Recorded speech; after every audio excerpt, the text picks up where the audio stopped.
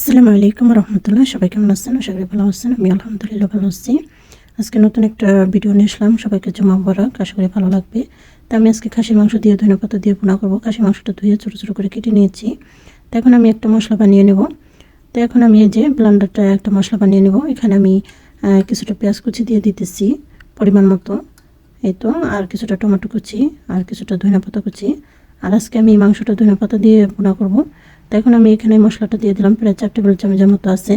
1 table চামচের মতো আদা রসুন পেস্ট দিয়ে দিলাম। তা আমি এখানে 1 চা চামচ আমি হলুদের গুঁড়া, 1 চা চামচ জিরার গুঁড়া, 1 চা চামচ ধনিয়ার গুঁড়া, টমেটো সস দিয়ে দিলাম 1 চা চামচ। এই তো টমেটো সসটা দিলাম। আর এখানে গরম মশলা গুঁড়া দিলাম 1 চা চামচ, লবণ দিলাম স্বাদ মতো, হাফ চামচ চিনি, সামান্য একটু মাঝি। আর এখানে যে টক দই দিয়ে দিলাম প্রায় 2 চামচের মতো। আর এখানে গরম মশলার সাথে আমি অবশ্যই গরম মশলাটা আমি হাতে বানিয়েছি। এটার সাথে অবশ্যই আমার শুকনো মরিচ মিলানো আছে, যার কারণে আমি আলাদা শুকনো মরিচটা ব্যবহার করলাম না। আর এখানে সয়া সস দিয়ে দিলাম প্রায় 1 চামচের মতো। আর 1 চামচের মতো আমি লেবুর রস দিলাম, দিয়ে ভালো করে মাখিয়ে নিতেছি। আর দেখা যায় যারা খাসির মাংসটা খেতে পারেন না, তারা এইভাবে একবার হলেও রান্না করে খাবেন, দেখবেন এই খাসির মাংসটা খুবই মজা হয়, খুবই টেস্ট হয়। এটা একবার রান্না করে খেলে বুঝতে পারবেন এটা কতটা পরিমাণ মজা হয়, কোনো সেন্ট গন্ধ কিচ্ছু আসে না। তাই আমি 1 ঘন্টা এটা মাখিয়ে রেস্টে রেখে দিলাম। আর এখানে যে একটা মরিচ নিয়েছি, এখন এটা আমি কেটে ছোটো ছোটো করে কেটে নিয়েছি, পেঁয়াজটাও কেটে নিলাম। এখন কড়াইটা বসিয়ে দিলাম, পরিমাণ মতো তেল দিয়ে দিলাম।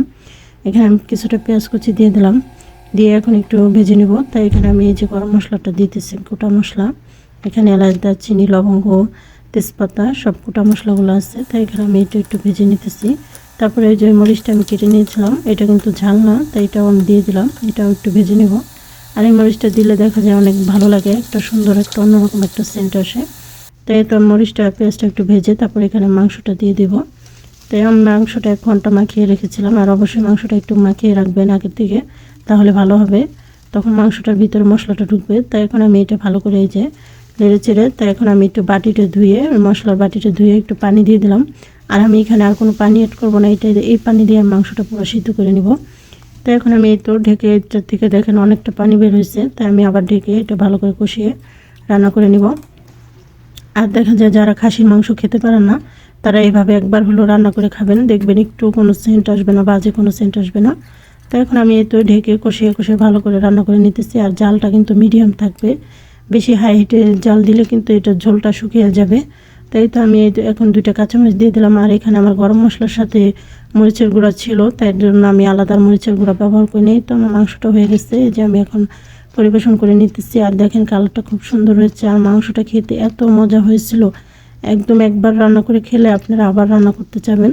আর এটা আপনারা যে কারো রান্না করে দিবেন, দেখবেন খুবই পছন্দ করে খাবে। দেখা যায় অনেকে খাসি মাংস খেতে চায় না গন্ধের জন্য, তো এইভাবে করে একবার হলো রান্না করার জন্য ট্রাই করবেন। তাই তো আমার রান্নাটা হয়ে গেল।